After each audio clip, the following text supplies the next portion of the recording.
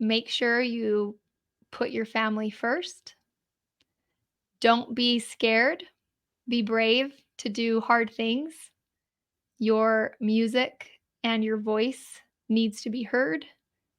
And there are people that you are destined to help change their lives through music and through teaching people how to find and use their unique voice.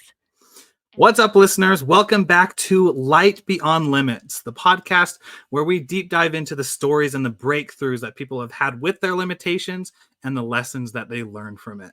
My name is William Blake, and today we have a very special guest who I'm excited to be able to introduce you to her and have just a wonderful discussion about her wisdom, her knowledge and experience, not just with empowering other people, but doing it through vocal mastery. So we have Kristy Hunter. Kristy Hunter is known as the Vocal Cultivator. As a vocal coach and music director, she empowers hundreds of students each year to gain confidence and fine-tune their instrument and share their unique voice through her company, The Vocal Connection. Kristy is a co-host of the Singing Geek Podcast and co-creator of Power Within Events. Kristy enjoys songwriting and performing as often as she can, as she should, always, right? Right? Thank you, Kristy, for being on here. I am so excited. Thank you so much for inviting me, William. And this is going to be so much fun just to just jump in and dive in and talk to you about all of the breakthroughs, because there's a lot of breakthroughs that have happened. Good. I'm so excited about that. And before we jump into that, I loved asking this question.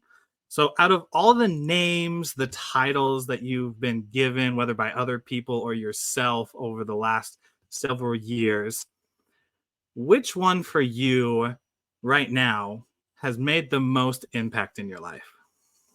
Oh, wow. So I think being a mom, just the title of mom is really, really important to me because I dealt with infertility for over a decade before I had the opportunity to become a mom. And my oldest, my son, we adopted him when he was 5 and had a whole journey I was his 5th mom. And then I magically, miraculously got pregnant with my daughter the day before he was sealed to us. Oh, And wow. then they told me I was never going to have any more children after I had her. She was like a miracle in and of itself. And so then I had 2 beautiful children that I was raising. And my daughter prayed for 3 years for a sister. Like I kept telling her, I'm like, no, they've said it's not possible. Like, sweetheart, every day for 3 years, she prayed for a sister. And I, again, miraculously got pregnant and had my daughter Alyssa, who's now almost 10. So I have now a 10-year-old, a 15-year-old, and a 22-year-old. My oldest is married. Crazy. Wow. Can't believe that. But like, I never thought I was going to have the opportunity to be called mom. So I cherish that with all my heart. I love that. Goodness gracious. Just there's probably a couple limitation breakthroughs right there, right? So many. So many. So many. That's a whole episode. that's a whole episode in itself, right? Yes. Because I have 3 girls now. We just had our 3rd one a couple months ago, and I always think about when they're going to get married, and it being just like this whole big ceremony. And I don't know if you've seen those like little clips where the daddy-daughter dance. They start out with slow, but then they do this like crazy dance afterwards. I see my daughters and I doing that like every time they get married. Hopefully they get married only once, but with each daughter, right? Yes. And so when you brought up like when your kid's being married, I'm like, wow, I can't wait for it to happen, but it seems scary. Is it a scary thing? It's a little bit scary. I love my daughter-in-law. She is seriously an incredible, incredible woman. And my son they're so good for each other. Like they just help each other be their better selves. And so I love that about them. And it has been, for me and our story, it really helped my family become more united. When they got married, it was actually just an incredible cultivating thing that really changed the dynamics of my family. And honestly, if you come to Power Within, where I'm speaking in May, which we'll talk about that more later, but you'll hear me tell my story about my son and raising a child who had been in 5 homes, because it was a journey. He had what's called reactive attachment disorder. And it was a journey of learning how to navigate trauma and how to connect with a child who'd never had that opportunity to attach before. So yeah, Wow. it's a journey. It's a journey and a long one to share. But yes, please. Wow, that is exciting when your girls get to that age, and just be open that they'll find the right person, and that person, if they both make each other better, then that is a good one to cheer on. He dated some other people that I was like, these people don't like really make you your best self. So you can't control them after they turn 18 and or they're 20. You have to just let them do their thing, but you can influence with a, do you think that they really make you be a better person? Are they helping you? Are they helping you become who you want to be? And asking those questions tend to help him go the right direction. Yeah, asking questions tends to push teenagers and young adults more along than telling them exactly what to do. Exactly, for sure. Well, for the listeners, Kristy already gave a teaser, but we will talk about later the Power Within event that she has, which is super exciting, coming in May. We'll talk about that in a minute. But before that, I want our listeners to hear your story. So if you can give us a little synopsis of what your story is, and really, how did Kristy Hunter become Kristy Hunter? Wow. Okay. So I have always loved music. I've always loved music. I've always loved singing. I've been singing and performing my whole life. And as a kid, I think it's because I was the youngest of 11 children. And the only way to be heard when you are the youngest of 11 children is to be very loud and be just out there. So I would always be spinning in circles in the middle of the room and singing at the top of my lungs, trying to get attention.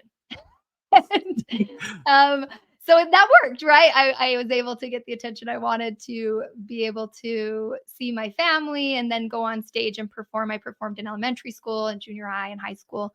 And I kind of always had a back of my mind dream of being a performer professionally, but I had some different health issues. I had my knees would dislocate all the time. So dancing was really difficult for me because both my knees and my hips would dislocate. I had 3 surgeries by the time I was a senior in high school. I'd had 3 knee surgeries, and I actually had so many health problems that just stopped me from being able to do some of the things I wanted to do. Mm. And I remember I was in college and I was actually in Israel. I went on a semester abroad to Israel, and my knee dislocated again. I was literally in a banana kibbutz chopping down banana stuff, and I slipped and fell and my knee dislocated. And this happened often because I had this it's called Ehlers-Danlos syndrome. It's a weird genetic disorder. I didn't know that's what I had at that time. At that time, I just thought my body would break all the time, and it was really frustrating. So they're carrying me out of there because I can't get my knee back in place. And I'm just thinking, I am only 20 years old and I feel like my body is falling apart. Like what is that? Why? Right? The same thing happened when I was at Young Ambassadors Camp. When I was 16, I went to Young Ambassadors Camp. I got in the lead. Got the lead as Annie, right? I'm a redhead. I got the lead as Annie. So excited. Second day in dancing, my knee dislocates, and I end up not getting to perform this role that was like a dream role. I had saved up for 2 years to go to this camp. So all these things that I like really wanted to do, and then I would hit these roadblocks with my body just stopping me. So by the time I hit college, I was like, I can't do MDT because my hips or my knees are gonna dislocate. So I can't do music, dance, theater major. And the only program they had at BYU vocally was opera, like classical music. And I was not a classical musician. That was not my thing. So I was really at a loss. Like, what am I going to do? I'd gotten my associate's degree in psychology. I was very interested in psychology and helping people and different things. But as I researched it, I was like, I really don't want to spend the rest of my life finding out what's wrong with people. Like, it's really depressing. And that was hard for me. So I started, it was actually after I'd injured my knee in Israel. I'm up in this room. Everyone else is still going out and working at the kibbutz. I can't because I have now an injured knee, which always took a few months to rehab. So I am looking through this big book of majors for BYU, trying to find what am I going to do? And I wanted to be a music therapist, but they didn't have a music therapy degree. So what I ended up majoring in was recreational therapy. And recreational therapy is really cool because pretty much anything can be called recreation. So what I did is, as part of my degree, I took guitar classes and I took piano classes and I took acting classes and I took music classes.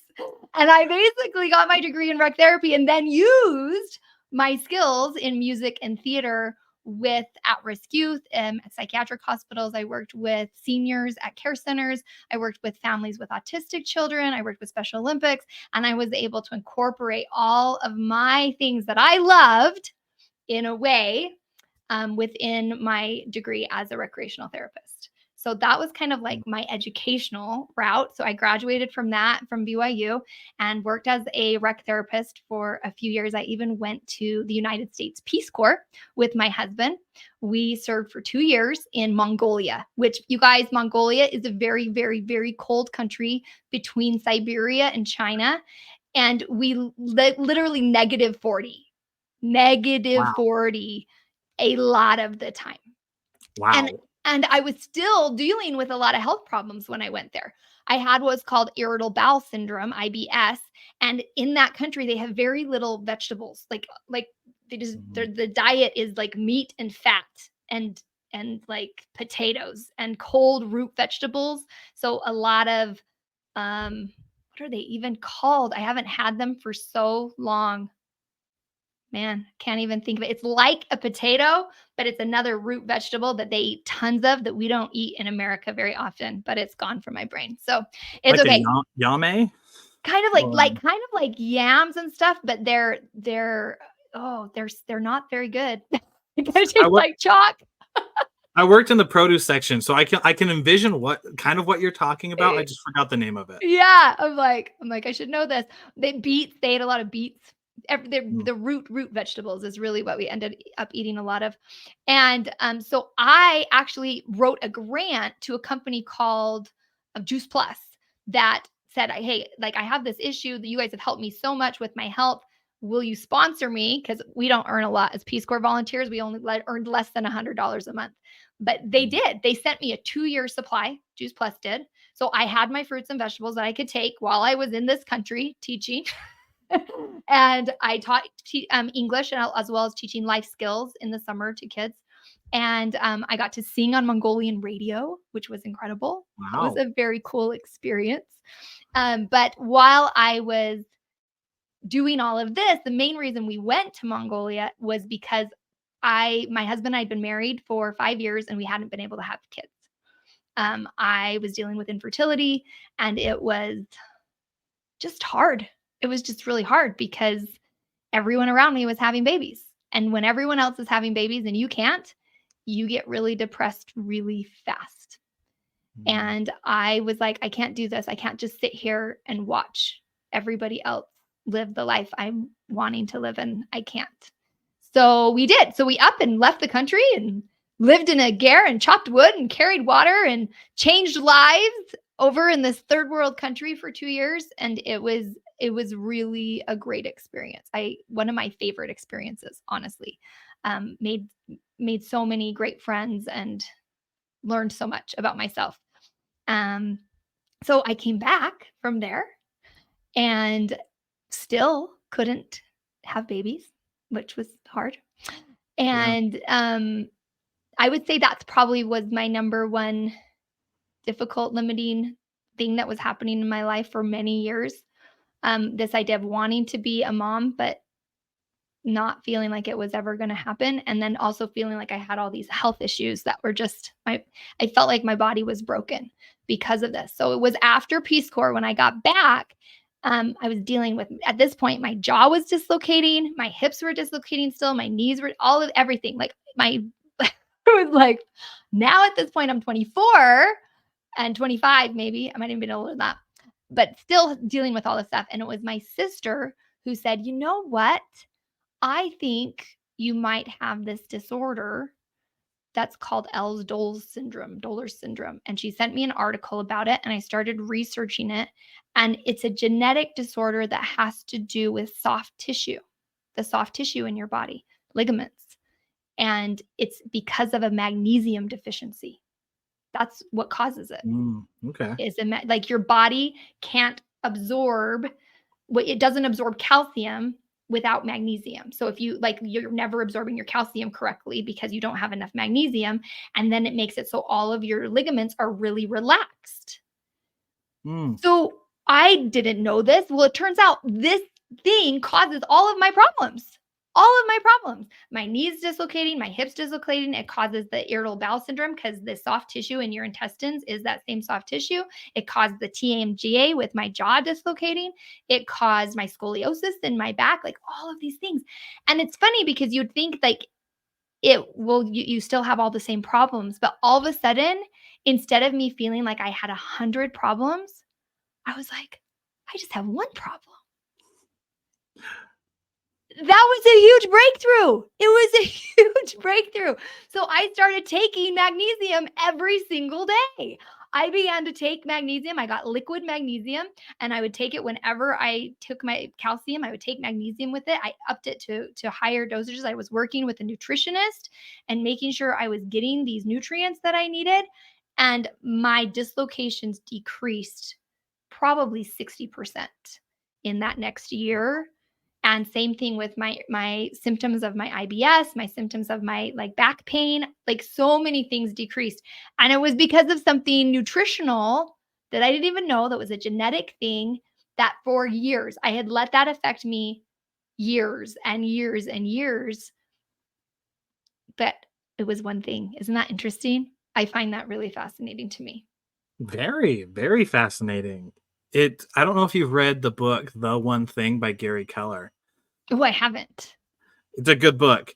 In there, one of the questions that he asks, and I think it's like the main focus question, is what is the one thing that you can do so that everything else is either eliminated or put less work into? I know I butchered that question. But it's like focusing on the 20% that gets the 80% results. Right. It's like you might feel like you have so many problems in your life, but in Mhm. reality, all of them are stemming from one The thing. one. Yeah. Yeah. That was mind-blowing. That was just like, oh my gosh, all these years that I'd also limited myself from doing things. I had stopped, like I had done a couple plays here and there, but I wouldn't do anything that was really heavy dancing. I wouldn't do anything that was really like, because I'd had in my knee, like I played Anne in Anne of Green Gables at a local theater here at Hale Center Theater. And while I was on stage, like I literally sat down and my knee dislocated in the middle of the show. And it was a blackout. I had to have them help me off stage. And then I literally was like forcing my knee back into place before I could go on to the next scene. And so it was hard to want to put myself in that position or put my castmates in that position of not knowing when something like that was going to happen. And so I would just stop. I just was like, okay, like it's not worth it. I can't do this. So I was limiting what I would put myself out there to do because of it. Yeah. When you started taking the magnesium and you had that realization, what were the next few weeks and months like? At first I was just like hoping it would make a difference, right? At first it's like, well, I'm just taking like this little cup of magnesium water, which tasted just like water because it was liquid magnesium, and it kind of tasted Okay. like water with a little bit of like a metally taste after it, because it was Sure. like, but so it was hard to believe that it was going to really help. It was kind of this like, okay, like this is what they say this is, maybe it will help. And it's not. This is the interesting about this disorder. First of all, you're not supposed to tell your insurance you have it, because if you do, they'll like stop covering everything, which Hmm. is stupid because insurance Yeah. is dumb.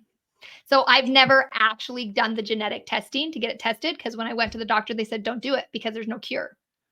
there's no cure for it. You can do these things and it will help it, but there's no cure for it. And the minute you get labeled as actually having it, if that diagnosis is in your books, all of a sudden, every time you get a dislocation, which dislocations you often need surgery for, right? They'll say, oh, well, this is because of this disorder, so we don't have to cover it. Every time, like the things like your scoliosis and stuff, because basically all of the problems you have can be treated individually as disorders under different umbrellas of the insurance, but the disorder as a whole is not something that can be covered. So it was a very interesting thing. So I believe that in my family, I think it's hereditary. I have nieces and nephews who have it. I think my daughters have it. I'm like giving out magnesium to everyone. I'm like, everyone needs magnesium. You all need magnesium. You don't know it, but you do. I promise. You're like the family drug dealer. We don't promote drug dealing in here, but magnesium to families. Magnesium. You We need got your vitamins. So it's interesting trying to play that game. And knowing that it's something, but knowing it's like, oh, but I got to kind of stay under the radar rather than actually delve into it more. It's an interesting thing. So that I thought that was fascinating over the weeks and months as I started to do this. I had to really focus on the naturopathic way of doing it, not necessarily the medical way, because the Western medicine is the way it is. That's why. Yeah. That I love how you're able to figure it out and not really need to tell insurance. Love insurance, love what it helps with, especially when it comes to babies. Yes. But sometimes it's not that helpful. I love how you're able to find a way to make it work. And then you also had other people who were there to back you up, like your doctor saying, yeah, don't let it get out there that you have it, or else insurance is going to be a pain in the butt. Yeah, he basically specifically said, don't do the genetic testing. He's like, don't do it. He's like, the minute it's on your paperwork, you'll wish you never had. He's like, you have the symptoms, you have the symptoms, treat the symptoms. But as far as an official, and that's actually really common. I have a brother with an iron disorder that what the cure for that is you have to be able to give blood often. Like he has to give blood every like 3 weeks or something. But if he was diagnosed with this, like if he actually did testing and found out he was diagnosed with this specific thing, then they couldn't take his blood. And then he would have to pay to have his blood taken. Whereas if he doesn't have a specific diagnosis, he can just go in and just give his blood because his blood's really great. It's really high in iron. It can help people. So it's so funny how these things work. It's a broken system is really what it is. But if you don't have people helping you realize how to navigate it, it can really, because like if I hadn't known, I would have just gone and been like, oh, well, I've heard I might have this. I'm going to do this genetic testing. And then all of a sudden what would have happened? And same thing with my brother. And luckily there's good, I call them doctors who care more about the person than they do the system, and that are really trying to benefit the people and go, hey, you know what? There's no cure for this. There's no point in finding out. It's like, oh, do I have this gene? Well, obviously. Yeah, it's obvious to have it. We don't need to officially diagnose it. Exactly. We don't need it on paper. Here's some magnesium. Right? Especially since it's like over the counter, right? I don't need a prescription. I just need to take it. So yeah, it was definitely a growing experience, a learning experience. I think when I first started talking to my family about it, they thought I was a little bit crazy because the doctors that were helping me were more holistic doctors. And I think they're like, because I mean, literally in my family, I had a sister who'd had shoulder surgery, knee surgery, multiple, my brother, ankle surgeries. All of us had these dislocating problems with just dislocating all over the place. So for me to come back and say, hey, all these dislocating problems, they're all because we don't have magnesium. They're all like, that sounds far-fetched. Yeah. But we've seen improvement in any of them that have actually taken what I say and implemented it. There's been improvement. So take it for what it's worth. Love it. I'd love to jump topics over to your vocal coaching. Okay, so as you so basically, because I couldn't become a performer, right? That's why I went into rec therapy, which I loved. I loved being a rec therapist, but when I had kids, it made it a little harder because I wanted to be a stay-at-home mom. I wanted to be home with my kids, and I had a vocal. I took vocal lessons all growing up. I had an amazing coach that came from LA that worked with me, Terry McComb. He was amazing. And I also worked with an amazing, absolutely amazing woman named Martha Glissmeyer, who has now passed away. She's like, I call her, she's like my vocal angel. But she was the one who told me for years I should be a vocal coach. And she had a child who was autistic. And after I graduated from college, I had taken voice lessons with her in high school and in college a little bit. And after I became a rec therapist, she had a little boy who was autistic. And she hired me to work in her home with him. And she would always say that she's like, I have a Disney princess working with my son, because I would always sing to him and we would do activities and I would be upstairs doing that. And she would be teaching downstairs. And we always would just talk about things. And she told me all the time, she's like, Kristy, you should be a vocal coach. And I'd say, well, I don't play the piano. Like, I play by ear. I don't read music. So that's a problem, because if they bring me sheet music, I won't be able to play it. And this was another limiting belief. I really had as growing up, I would learn by ear. So I could sit down and play songs, or I could write my own songs. I've always been a songwriter. But if you put sheet music in front of me, I could read the top hand and play it, and I could read the bottom hand and play it, but I could never put both together. My eyes were not able to literally see both at the same time and play them at the same time. And so because of this, I felt like I wasn't a real pianist, and I felt like I wasn't a real um, performer with the piano. And that was another limiting belief that stopped me from using all of my vocal training. I had over 12 years of vocal training and yet didn't feel like I could teach somebody else, right? Yeah. That's a little crazy. So Martha always would tell me, you should do this, you should do this. And I'd say, well, I'm not a pianist, so it's fine. So my daughter was in third grade. And now she is going into 10th grade. And I was at the school. She'd just gotten cast as Annie in the show Annie, which is so cool. The role that I Yeah. didn't get to play because of my niece. It was like full circle here. And the director was the very first day of rehearsal, and they asked for some parents to come in. And I never met the director before. I just was there helping. And she heard me singing, and she comes up. She's like, do you sing? I'm like, yes. And she's like, I need a musical director. Will you be my musical director? I'm like, I guess. And all of a sudden I was thrown in to be a musical director with 100 children.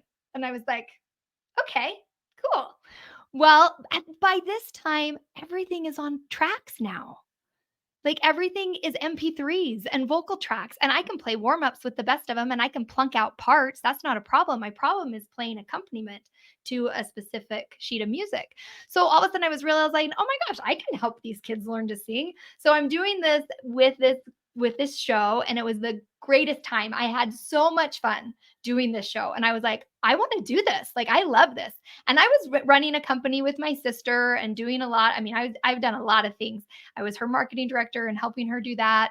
But what I was been missing from my life was music. And I was like, oh, this is so fun. So I was doing that, and I saw a friend of mine, and this is kind of really close to my heart, because Martha had passed away from cancer. And I ended up going to her funeral and meeting up with another friend we'd done a show the summer before together. We had done South Pacific, and she was the choreographer. And I said, hey, are you going to go to Martha's funeral? And she said, yes.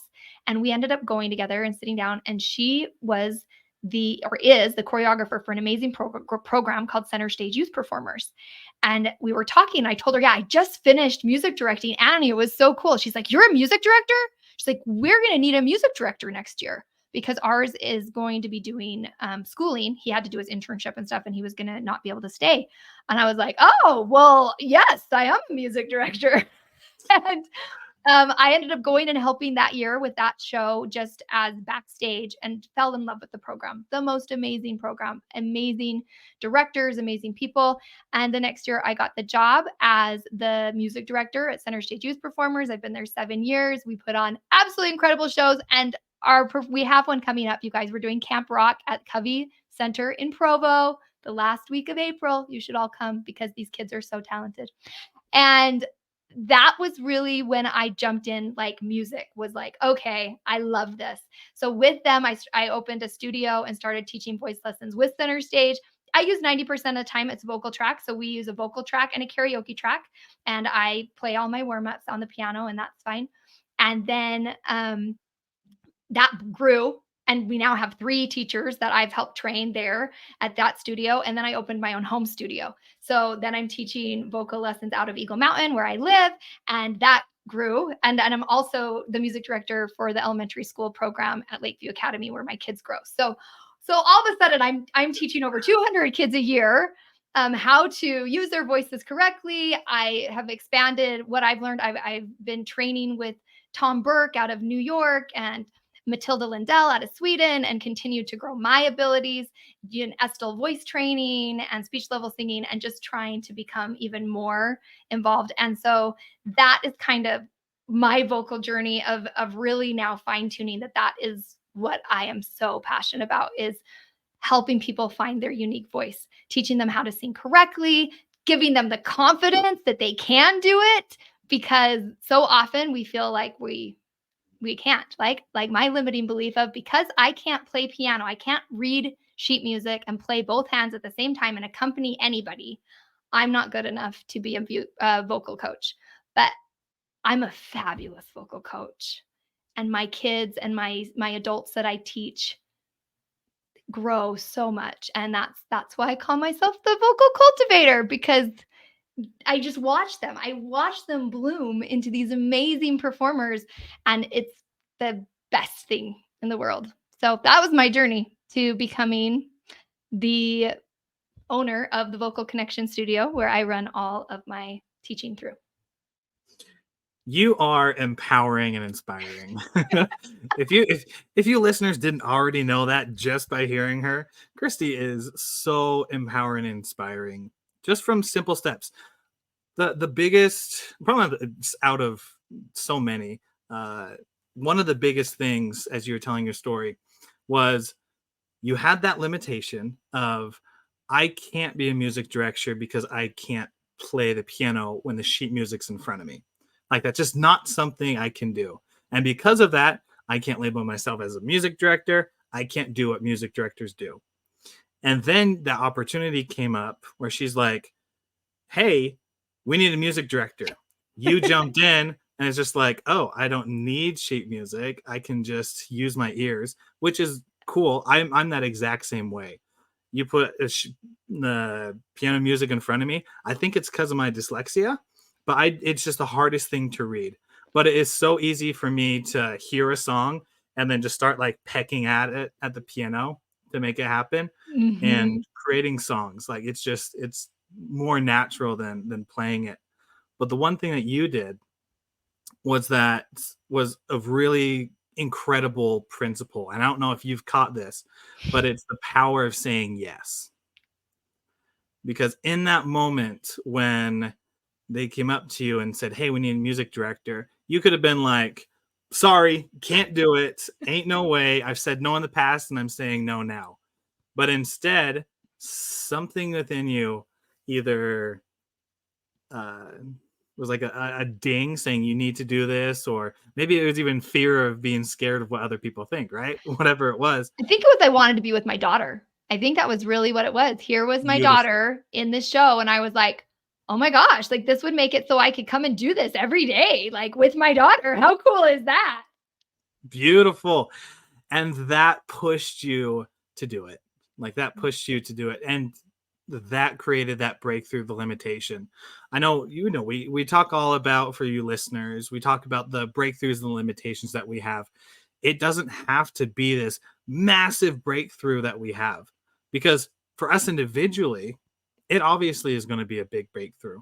Mm-hmm. But when we hear it from other people, it's like, Kristy, you just said yes to an opportunity, and that evolved into breaking through that glass of limitation to then look at where you're at right now. Oh. You have your own events, you're a vocal cultivator, you're a music director, you're so many titles and names that we can right. It really is remarkable how And I do. I chalk it up to inspiration of I still totally believe that Martha was up there going, "You're gonna do it. You're gonna do it. I'm helping you. You're gonna make this happen." And I can still hear her in my head. She was the biggest cheerleader. And I would hear her say, "Kristy, you're so amazing. That sounded so great." And whenever I'm directing my kids and coaching my kids, I want them to feel the same way Martha made me feel, because she always made me feel like $1,000,000 no matter what song I was singing. And I carry that legacy on to build my students' confidence, because when you feel like your teacher believes in you and you feel like they think I'm doing good, you just want to do more. And that's the best part. Oh, it absolutely is. And it's so great that you can be that person for other kids as you're being the coach, and man, just everything that goes with it. With everything going on, how do you find balance? Oh, Between being a that's a mom and trick. a That coach is and that is everything. we are working on that. We're working on that. So actually this last year has been really interesting because I'd spent the last 10 years working for my sister's company. She ran a looming company called Cindywood Crafts. And I basically, that was my day job. And then music stuff was my evening thing that I did, because kids are only out of school after 4, right? Like there's not Mhm. like a lot of hours that you can teach. And so it was kind of like I had these side 2 things going on, as well as teaching at center stage. So I really had 3 jobs that I was balancing besides being a mom. That's a lot to balance. Yeah. And this year I really felt strongly as of January that I was supposed to leave my sister's company and go 100% into voice, which was kind of scary because that was like my bread and butter job. Like I got paid no matter what and I had a paycheck. And so to leave that and go, okay, I'm just going to go 100% voice was a little nerve-wracking. And what happened is I was able to do it. I was able to remake the income that I was making there, but I also started working literally, I was teaching till 9 p.m. every day. Wow. And I realized that yes, I can do it, but is it worth it? So sometimes like I out earned what I was earning before, and I love teaching. I love all my students, every single student. I added classes, I added homeschool kids, I added, and I grew. My daughters have not loved January to March very much. They've missed me. And so I've had to reevaluate and go, okay, money, my girls, what's more important? Right? I have to find this balance. So literally on Sunday, just Sunday, my 9-year-old came to me and she said, "Mom, we need to make a better plan." And I'm like, "You know what? You're right. Let's start figuring out our better plan. What's our better plan?" So our new plan as of May, so once the show ends, um, I'm not teaching after 6:30 PM. Like, we're gonna have dinners as a family again, and I'm just like, "Hey, it's just not gonna happen. No teaching after 6:30 PM, except for there's, 6 weeks of showtime." And we made that I said, "Okay, well, there's the 6 weeks of before the show opens for center stage that I have to do the night shows," and my older daughter's in that show, and she's like, "That's fine. You can do that." But we, like, actually went through to figure out what we were gonna do, and, like, on Saturdays and Sundays. Now it's like, you only can work in the morning before 10. Once it hits 10 o'clock in the morning, it's family time. And she is voicing her needs. And I'm so grateful because I tend to be a workaholic. I tend to just dive into everything I'm doing and be so excited about it because it's all good. Like my podcast is good. My Power Within event is going to be amazing. I'm writing my own songs and producing them and getting them out on Spotify. That's great. All of my homeschool students and my understanding the voice physiology classes and all of it is great. But my girls are aging every day. My 15-year-old is only going to be home another 3 years. So so about balancing, I wasn't. It was not balancing. And now I'm like, okay, time to reevaluate, and begin to balance. So the first thing we're doing, we're going on vacation for spring break, and I'm not taking any work with me. So that's next week. We're going to go on a trip, and I told my kids, I'm like, I'm not going to work the whole week. So that will be big for me, actually. That'll be great. They're gonna love that. I want to give you some grace because I think you're doing a lot better than you think you are with your girls. Like they're seeing someone who is taking care of other people as well as taking care of her family. And to have one of your daughters come up and to tell you that, hey, we need to reevaluate the schedules and what's going on, that's such a powerful thing. Because the confidence and the fearlessness and the comfortability they'd have to have with you and that trust to be able just to come up with you and have that discussion is amazing. And you don't get that from the average parent. You get that from a parent who is doing the right things to help their children create their lives in the right way. Thank you. And I did thank her. I said, "You're right." I said, "You're right, sweetheart. And thank you so much for being willing to come talk to me about it." Because it really made me realize. And it was funny because yesterday there was a Instagram. So this happened Sunday and yesterday's Monday, right? There was an Instagram video and this guy had this jar and he put in a bunch of golf balls and he asked the audience, "Is it full?" And everyone said yes. And then he added a bunch of pebbles and he said, "Is it full?" And they all said yes. And then he added a whole bunch of sand and he said, "Is it full?" And everyone said yes. And he's like, the golf balls represent the important things in your life, like the things that are really important, your family, your friends, possibly your career. You get to decide what those are, but the really important things, the pebbles are the things that need to be done in order to keep you solvent, keep things going well. And the sand is all the extra stuff, the busy work, the extra stuff. And then he talked about how if you put the sand in first, you can't get those golf balls in. And I realized this year I've been putting in a lot of sand and pebbles before my golf balls. And it was a real awakening going, I never get this time back. So I'm going to enjoy it. I'm going to really, really kind of figure out the things that I want to do to really achieve the main goals, and then let some of the other things go and realize I don't have to teach everybody. I have a really hard time saying no because I have quite a long wait list of people who want to sing with me often. And so I'm always trying to fit more people in. And I'm realizing, you know what, I need to make some online courses and make some different ways that people can interact with me because my one-on-one time is limited.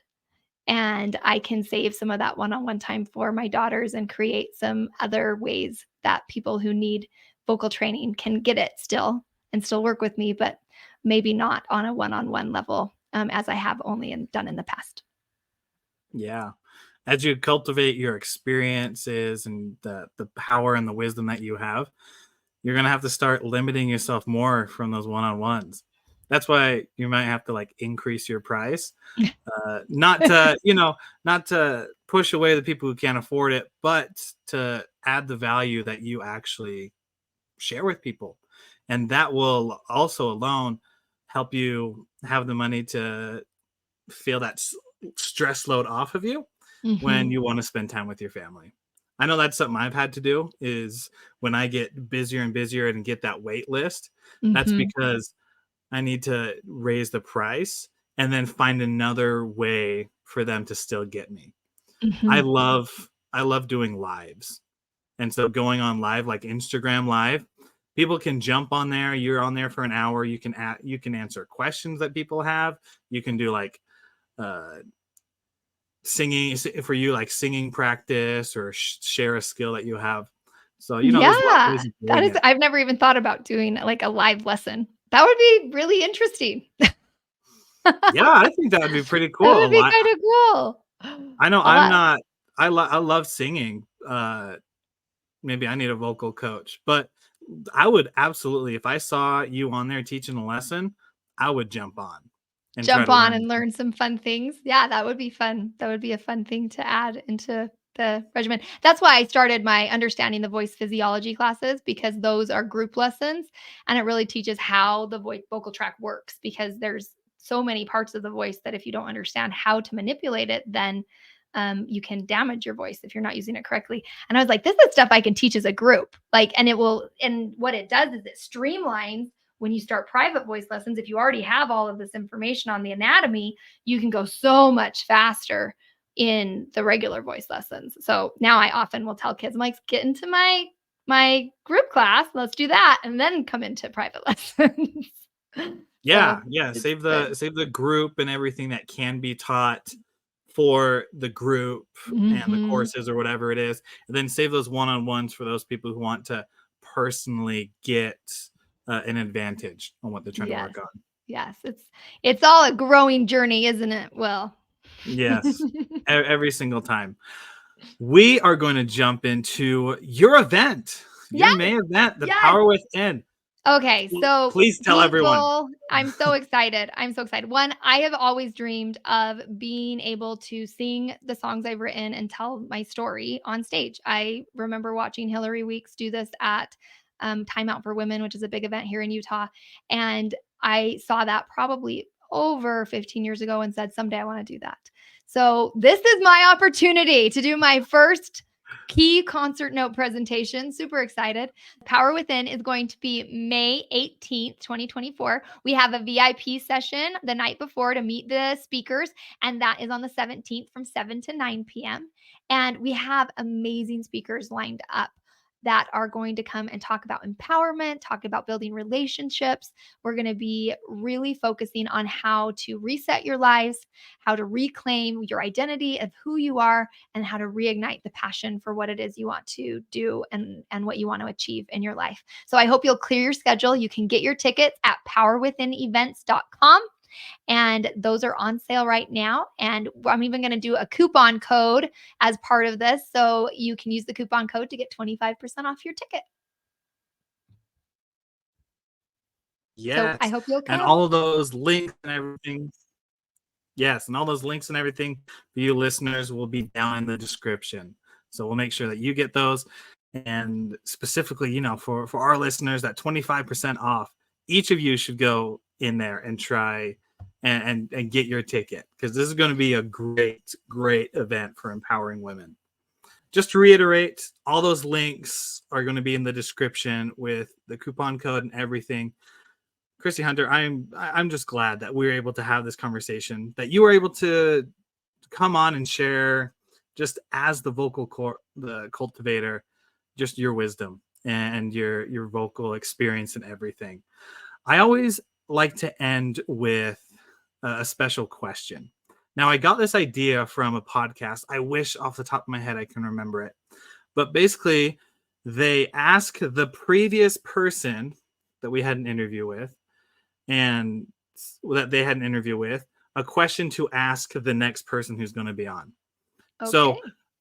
the last person I interviewed asked a question that I'm going to have you answer.